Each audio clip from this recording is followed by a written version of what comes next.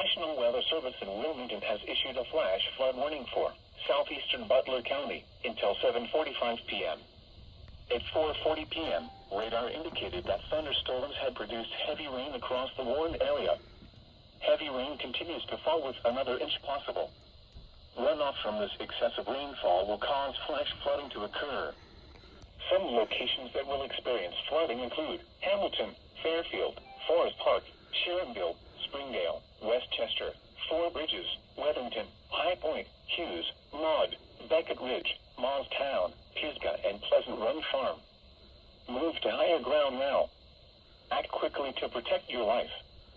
To report flash flooding, go to our website at weather.gov/ILN and submit your report via social media when you can do so safely.